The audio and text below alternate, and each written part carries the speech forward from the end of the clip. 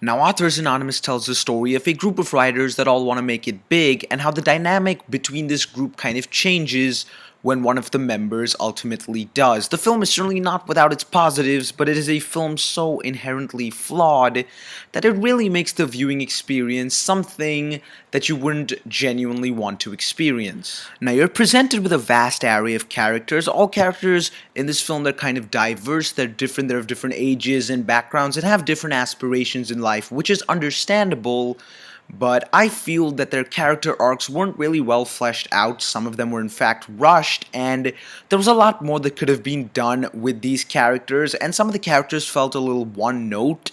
They expressed a similar emotion over and over and over again, without really it leading to much of a consequence. At one end of the spectrum, you have the late Dennis Farina's character of John K. Bootson, who's a confident character who tends to get a bit ahead of himself, and at the other end of the spectrum, you have Jonathan Bennett's character of William Bruce, who really just is present in the scenes and not much else. And some of the things in the film that occur tend to feel a little bit cliched and unoriginal, which is really kind of a contrast or a paradox to the characters in the film themselves, who are trying to come up with new and original ideas. Now, if that's intentional, it's a great thing, no doubt, but to me, it really came across as lazy, and the main reason that I had an issue with this film is because it feels like a sitcom pitch from the beginning to the end. I mean, it's a mockumentary format, and the mockumentary lasts way longer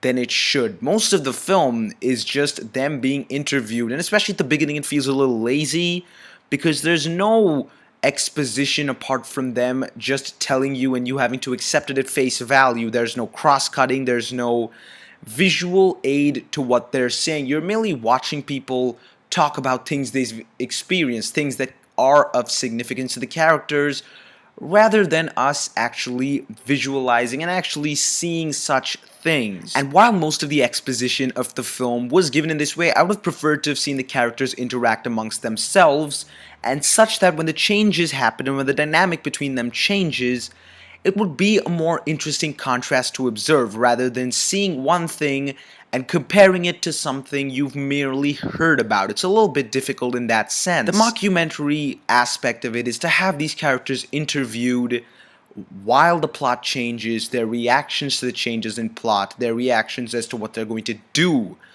But you never really get that. You just get more and more exposition about who they are, not running parallel to the story between them, therefore kind of leading to a lack of coherentness.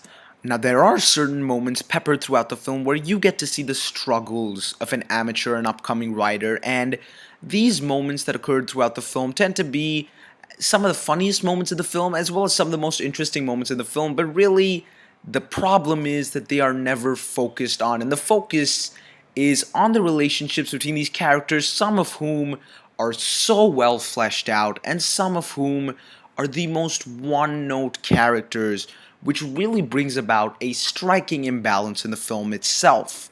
The film does have a few enjoyable moments. Maybe you could relate to a character, maybe you could relate to the film more if you're an avid reader, but personally, the film to me really didn't evoke as many emotions as the film itself thought it was.